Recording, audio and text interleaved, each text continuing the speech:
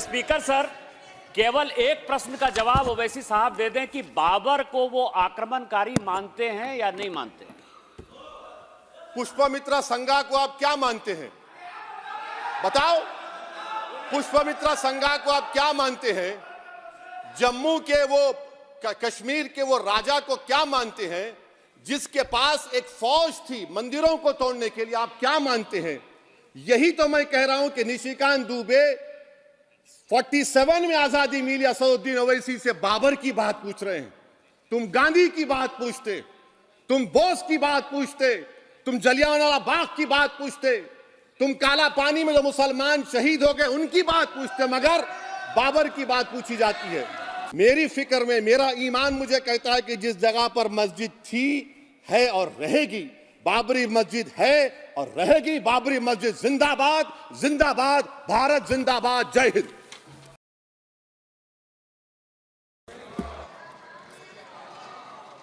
श्री असदुद्दीन ओवैसी जी।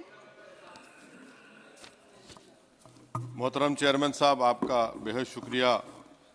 मैं इस मोशन की मुखालिफत में खड़ा हुआ हूँ।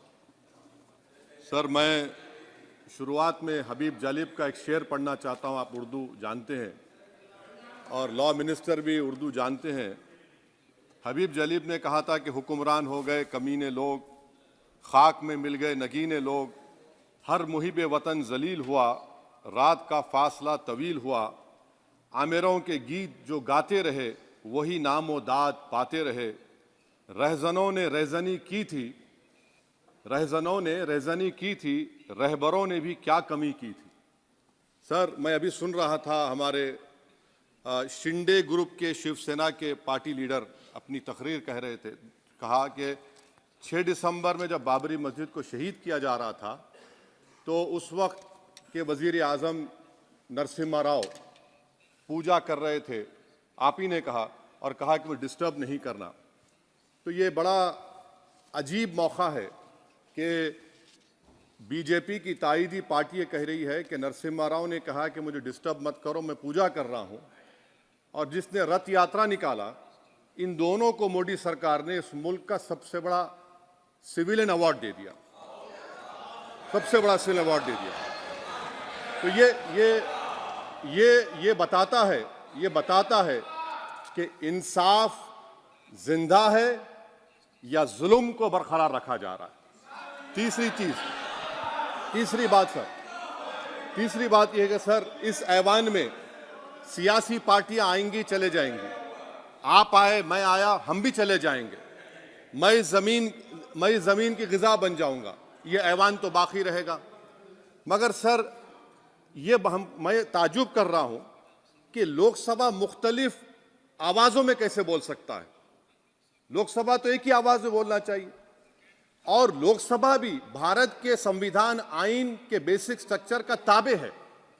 और सर, ये इसलिए कह रहा हूं कि 16 दिसंबर को ये ले कर देता हूं, 16 दिसंबर 1992 को इसी लोकसभा ने एक रेजोल्यूशन पास किया था। आप इजाजत दीजिए तो मैं पढ़ता हूं सर। दिस हाउस, अच्छा, ये गुलाम नबी उस वक्त के मिनिस्टर थे, आज नहीं है, उनका नाम नहीं लेना चाह रहा था। This house strongly and unequivocally condemns the desecration and demolition of the Babri Masjid at Ayodhya by and at the instigation of forces represented among others by VHP, RSS and the Bajrang Dal, which has caused communal violence in the country. Such act of vandalism was carried out not only in violation of order of Supreme Court, but amounted to an attack on the secular foundations of our country. This House expresses anguish at the happenings and wishes to reiterate its resolve that it will ceaselessly endeavor to uphold the secular and democratic traditions of our country and for the maintenance of rule of law. और एक paragraph है, नहीं पढ़ूंगा। मैं ताजुब कर रहा हूं कि जब इस ऐवान ने एक रेजोल्यूशन पास किया तो हुकूमत आएगी जाएगी, और हुकूमत ये मोदी हुकूमत जश्न मना रही है जो 6 दिसंबर को हुआ। तो ये एक बात है सर। चौथी बात यह है कि सर, नहीं, 6 दिसंबर के ऊपर कोई जश्न नहीं है। राम मंदिर के निर्माण की जो प्रतिष्ठा हुई है उसको संबोधन कर रहा है, और वो सर्वोच्च न्यायालय के द्वारा तथ्यों के आधार पर दिए गए निर्णय के कारण से हुआ है। सर्वोच्च न्यायालय का निर्णय है तथ्यों के आधार पर निर्णय है, Yes, yes. वो विषय आपने बोल दिया, ठीक है, ओके। सर, परंतु जो मंदिर का निर्माण है वो नियमानुसार सर्वोच्च न्यायालय के निर्णय से तथ्यों को देख करके। और एक सेकंड, आप इस्लाम के बहुत जानकार हैं, विद्वान हैं वैसे भी अब कानून के। यदि किसी अन्य धर्म के स्थान पर मस्जिद बनाई जाए तो शायद उसको मान्य नहीं किया जाता।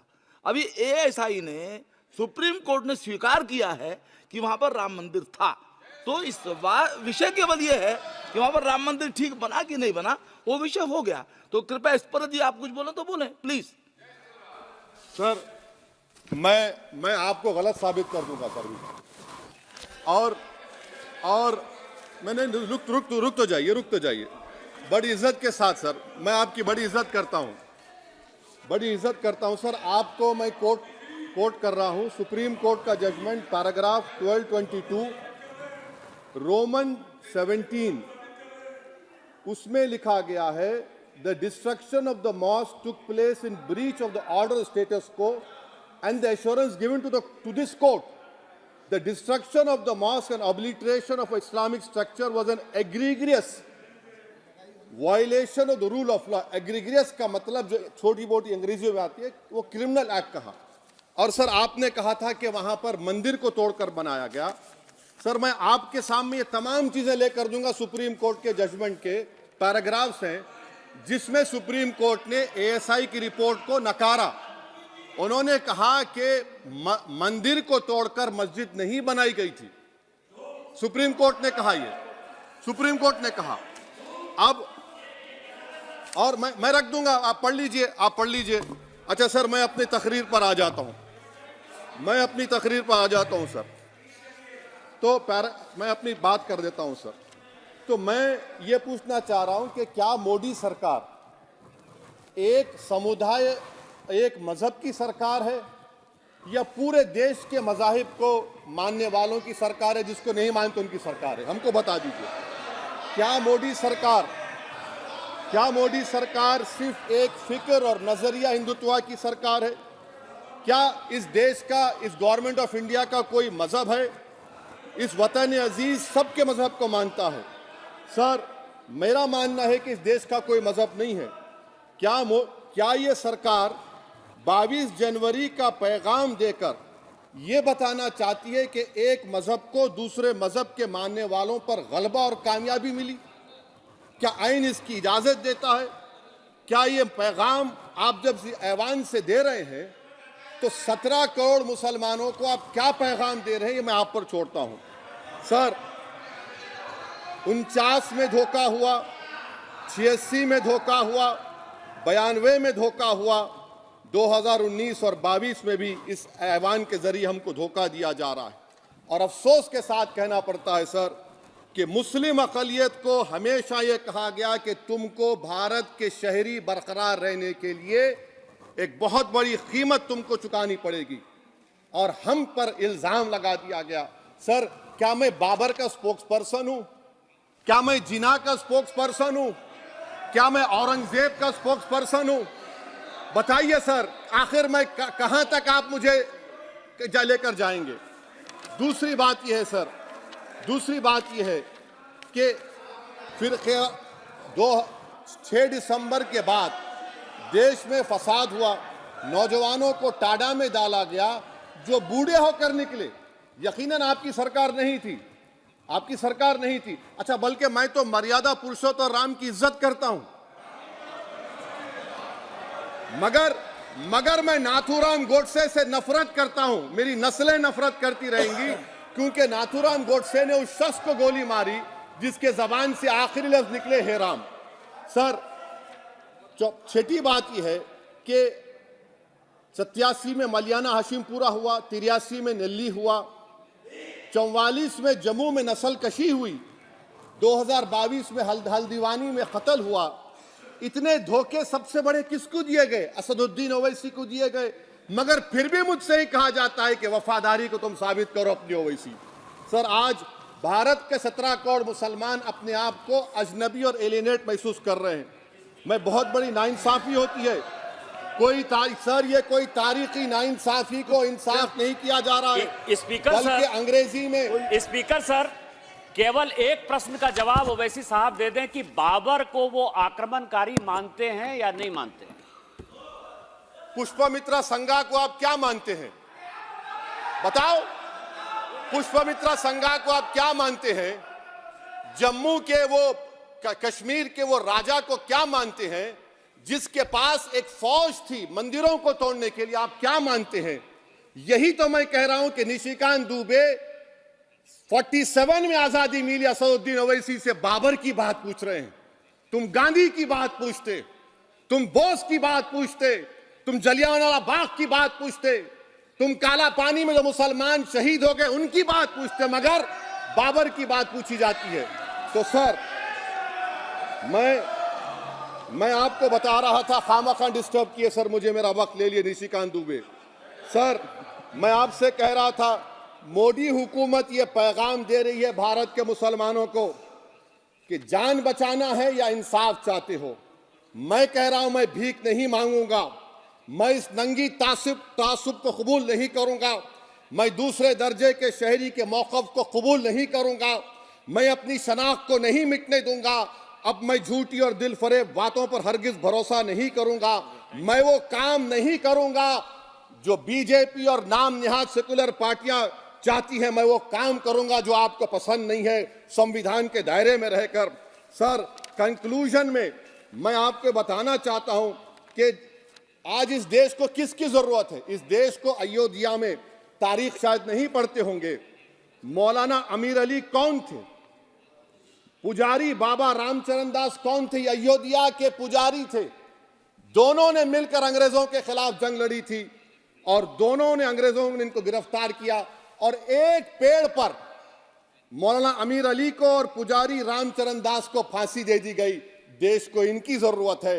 देश को शंभू प्रसाद, अचन खां, ये राजा देवी बख्श सिंह के फौज में थे, अंग्रेजों से मुकाबला किया, मुसलमान की लाश को जला दिया गया और शंभू प्रसाद को दफना दिया गया। इस देश को यह जरूरत है, देश को बाबा मोदी की जरूरत नहीं है। आज भारत को अयोध्या के मौलाना अमीर अली और रामचरण दास, अचन खान, शंभू खान की जरूरत है। सर मैं अभी सुन रहा था ये नाम निहाद सेकुलर पार्टियों के बयानात को। क्या होता है सर, आप खत्म कर रहा हूं, क्या होता है सर, जब काजी साहब गवाहों को लेकर दुल्हन के पास जाते कि तुमको निकाह कबूल है, तो दुल्हन शर्मा के खामोश बैठ जाती। तो इनकी खामोशी रजामंदी की अलामत है। जी जी। तो सर मैं खत्म करने से पहले ये बताना चाह रहा हूं कि जब वजीर आजम जवाब देंगे तो क्या वो भारत के 140 करोड़ जनता के लिए जवाब देंगे या फिर सिर्फ हिंदुत्व की फिक्र रखने वालों का जवाब? मैं खत्म कर जवाब देंगे। मैं ये देश, दुनिया, मुसलमान देख रहा है। सर मैं आपको ये भी बताना चाह रहा हूं, आखिर में कंक्लूड कर रहा हूं सर, 1 मिनट चाहिए, 1 मिनट चाहिए सर। सर मेरा मानना यह है कि आज मैं बहैसियत एक भारत के गयूर मुसलमान के, let me stand as a tall Indian Muslim and say that the light of Indian democracy today is at its dimmest today, sir. Sir, in conclusion, मेरी फिक्र में मेरा ईमान मुझे कहता है कि जिस जगह पर मस्जिद थी, है और रहेगी, बाबरी मस्जिद है और रहेगी, बाबरी मस्जिद जिंदाबाद, जिंदाबाद, भारत जिंदाबाद, जय हिंद।